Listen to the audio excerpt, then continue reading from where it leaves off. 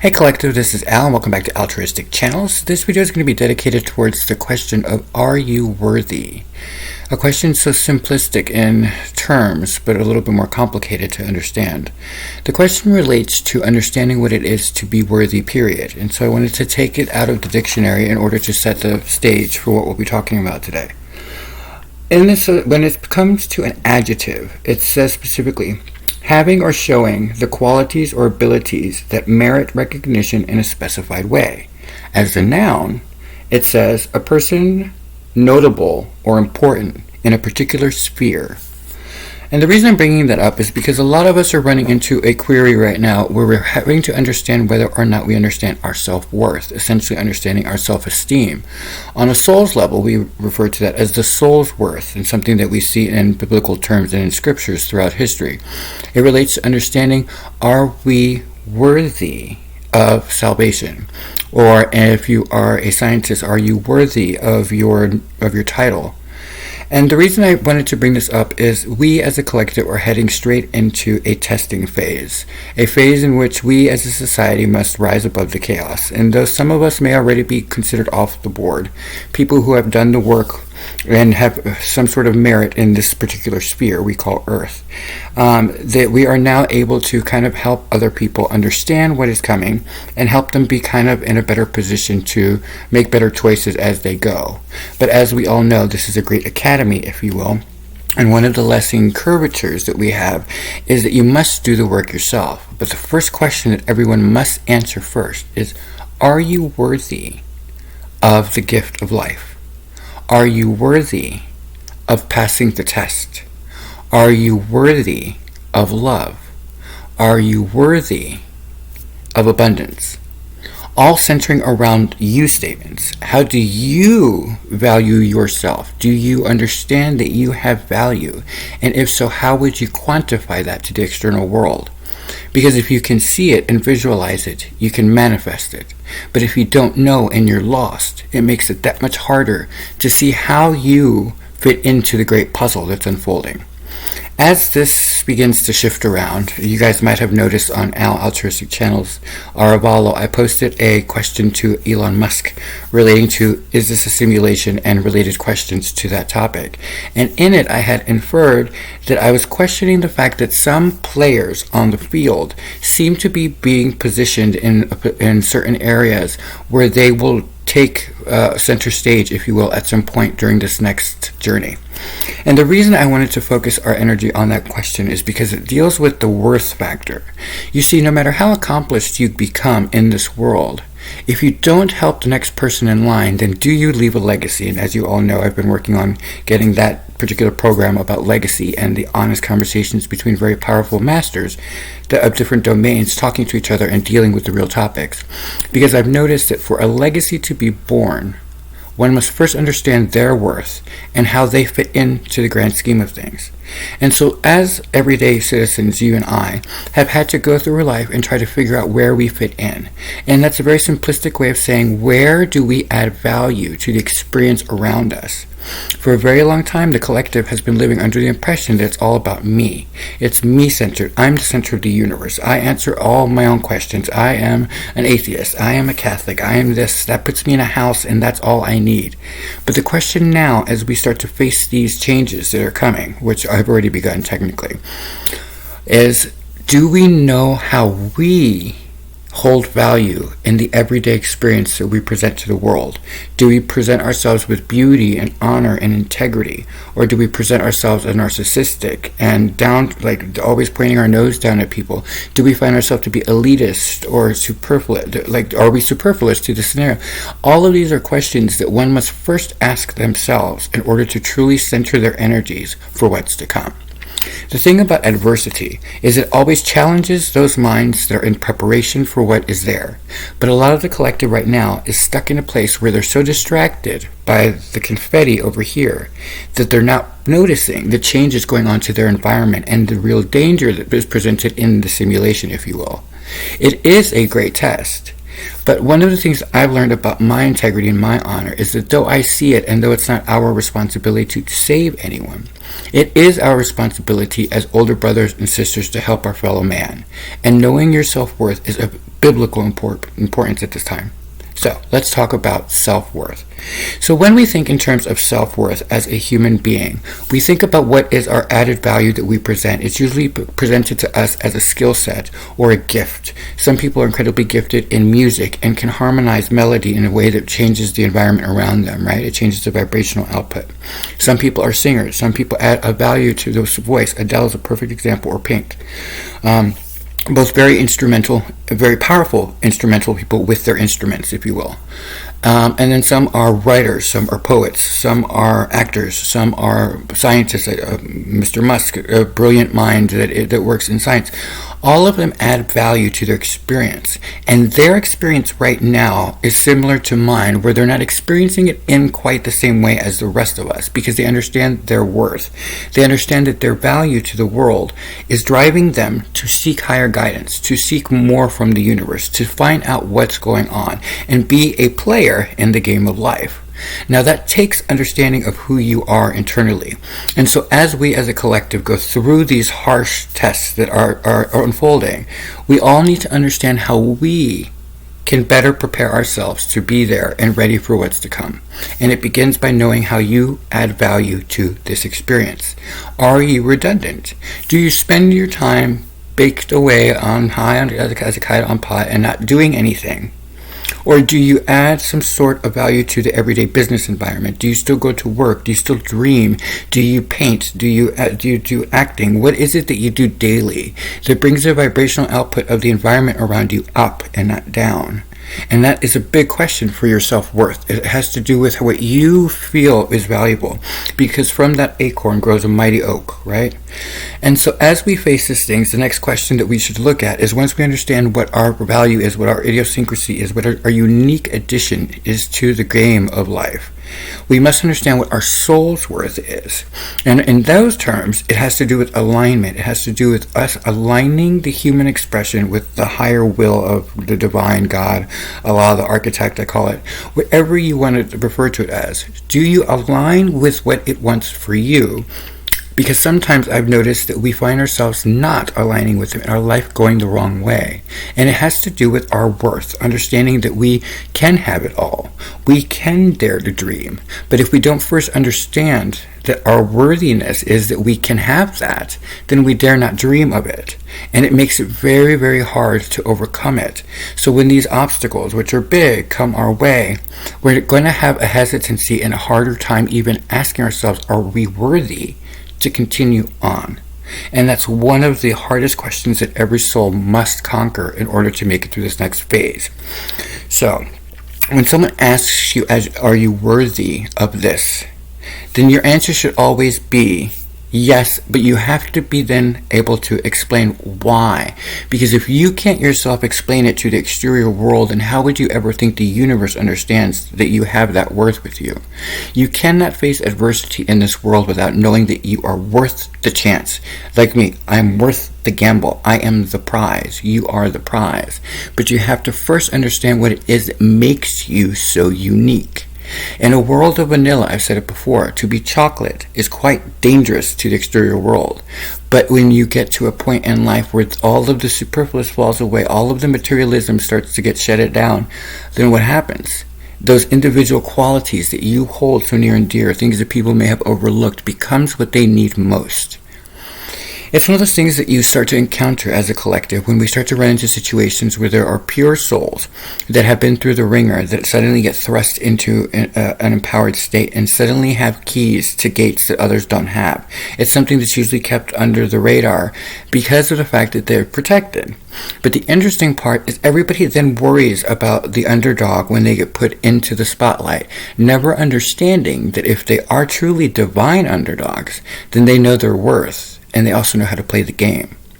You see, there is this thing about Shark Tanks where people talk about sharks and how everybody swims in sharks when you're in business. And they forget that, like I've said before, you can be an orca. And orcas work very well at destroying a shark.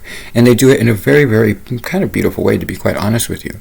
And then if you really want to dare to dream, if you're a lower vibration, you can always be a piranha. There are ways around shark behavior. But the one thing I will say where we're going is that if you don't understand your worth, then you allow others to abuse you or take advantage of you, and you start to go down a path where you feel victimized, and that is exactly what they want. So as a collective, as we go into this phase, knowing your worth will help you understand and answer the question, are you worthy of the success you seek? Are you worthy of the unbelievable fairy tale love that you've always wanted? Are you worthy to make it through to the next level? All serious underlying questions that all of us are going to have to face now, not later. So understanding what your uniqueness is will help you stand the test of time. For example, one of the great things that I have is I have an intuitive skill set that is on par, and one of the gifts that I have is that I am a test. And that's a very interesting dichotomy. You see, some souls on our planet are here not only to pass their own tests and to, master their own domain, they're here to teach others at the same time. And that's a very interesting place. And a lot of Cancerians specifically have this gift. And what that means is, excuse me, let's say that we are in a serious situation where there's a bunch of sharks, the Shark Tank mentality, and we are the dolphin. And we sit there and we look at them, and people are very nervous and whatnot. But what they don't realize is that sometimes the task that the divine gives us is to intuit exactly what they're going to do and let them hang themselves because of something called karmic justice. It is the epic rebalance of this simulation, if you will.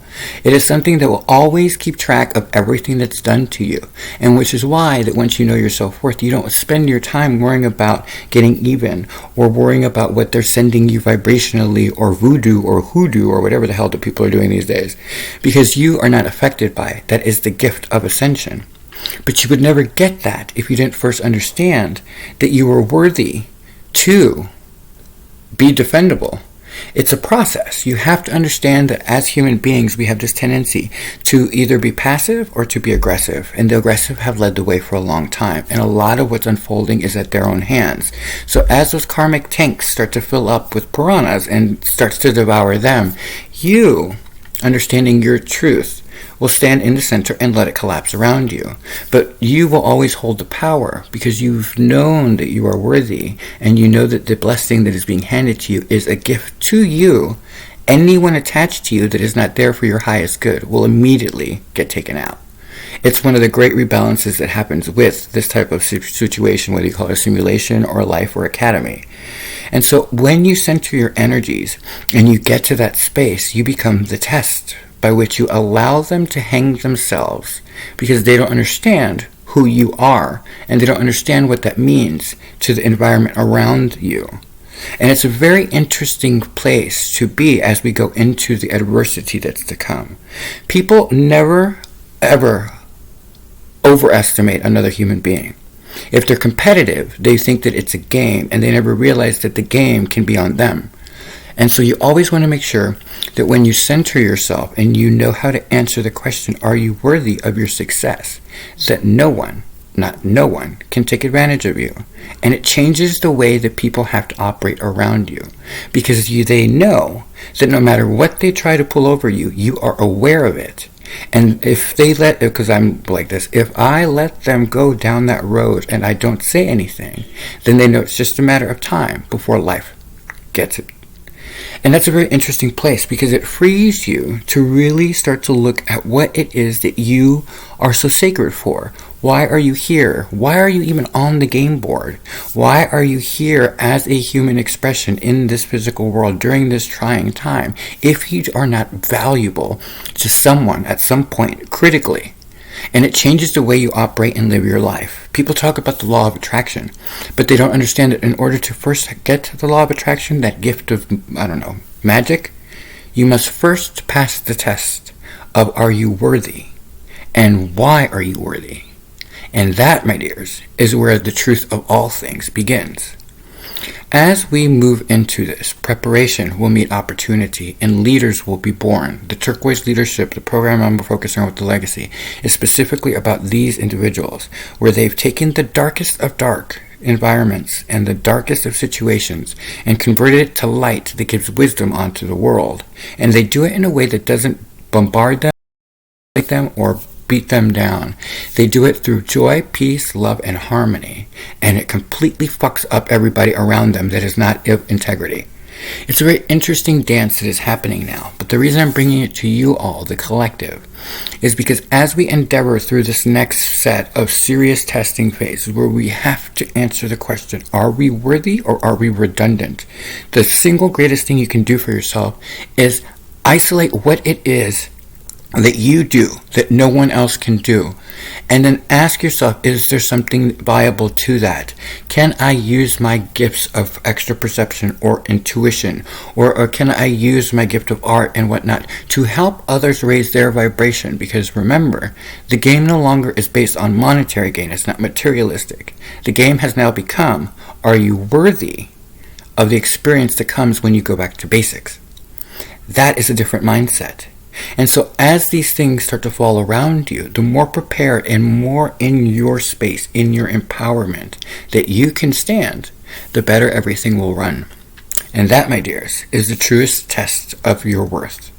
So, in spiritual terms, when we speak to a soul's worth, they speak to it in a way that speaks to the divine ransoming them, their souls, and freeing them from the bondage of materialism and of the 3D experience. And when we speak to that, some people get to a point where they don't understand if they're even worthy of such things, and they rely heavily on a house, or they rely on man-made things in order to validate them. And that's a false sense of validity that will bring everything crashing down in the near future, let me just tell you. So when you're in that situation, the best thing you can do is understand that your love of something higher than thee helps you connect to that energy. And from that, what is it that they are giving you to do to the world? And what is it that you're adding your particular little je ne sais quoi to? And if you can isolate that, which you will, especially if you are of faith, if you are faithful, then you must have hope that what you're offering is good enough. And it is, because that is how you become ransomed. Now, in scientific terms, what is it that you're doing to society? Are you here to manipulate DNA, or are you here to understand DNA? Are you here to escape the planet without taking care of the planet first? Or are you here to help society, or are you here to monopolize on struggle?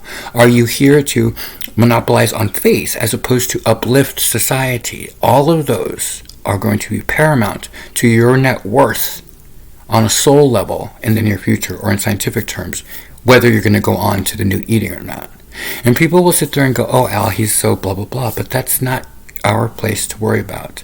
What they're not willing to face, you already know. How do you know? Because you understand that you are worthy of the attention that you're getting from something higher. It's a great place to be as a human being. And though the world is changing quite dramatically, the stage is being reset and the players are being moved around, the new players and the old players, and it's called the changing of the guard. As these things happen, it should not shake your value system of self and how you bring something beautiful to the world. If you don't know what that is, if you're not at a place yet, then experiment in this downtime where we're doing the reset of the stage. When we have all been in the P word and we're locked down, are you looking at artistic expression? Are you looking at singing? Are you interested where some reason you are just, for some reason something is in your head that you just have to learn French, or you have to do this, or you have to do that, and you don't know where it's coming from? Why don't you honor your higher self who's trying to nudge you right at the moment to say, hey, you're going to need to be of value to the new simulation. Do you know what that is? And if you don't, then ask yourself what is blocking you from finding out what it is. Is it because your reputation is at stake in the material world that's ending? Or is it because you feel like your bottom line will be affected by how others judge you? Then you're not here and you're not present for the fact that all of that is changing. It is super important for all of us right now in the collective to stand empowered and to know that it is your uniqueness that is being observed. If you understand, whether you're a scientist and you believe in advanced races, we are being observed. Whether you are a spiritualist who understands in the divine universe, you are being watched. If you are a faith and you believe in angels and God, then you are being stared at. What is it that you're doing for society, for the collective, because that's where we're heading, that changes the vibration of the output for our planet? Do you care about the planet? Don't worry about whether or not it's cyclical or global warming or whatnot. Do you care about your home academy? And are you doing anything, even if it's just auditory, that changes the game? Are you doing something that brings joy to other people through comedy? Do you raise the vibration that way? Do you honor your own integrity and your own value system on a day-to-day basis, because you cannot stand in your true worth without first standing for yourself? You must be able to say no, to say I won't do that, and to have the ramifications, because these are small sacrifices compared to what will come to those who did not do the work. So we as a collective are now heading into the testing phase of Karmageddon, a phase where karma will be dished quite viciously to people who are not living in their integrity, their truth, and their honor. The best thing to do is understand and ask yourself the question, am I worthy of this amazing life? Do I spend my day thanking the universe for the trees, for the flowers? Do I pay attention to the position of the moon? Is that looking odd to me right now? What's going on with the ring of fire? Am I being told by nature that the simulation, this experience, that life is changing? And if so, am I being gracious and living in gratitude for every second that I have? Because otherwise, I might not see what's coming. Not a good idea. So, to the collective, that is a homework assignment for those of you who are interested. Take the time and ask yourself, are you worthy of your dreams? And if you don't know what your dreams are, then it's time to start dreaming. If you're an artist and you really want to succeed, then write it out. Take the time to do what I've done, is to literally write every detail of everything that I wanted, understanding that I asked the universe for that or whatever it is that they want for me. But if you can't dream it, if you don't visualize it, then you can't have it.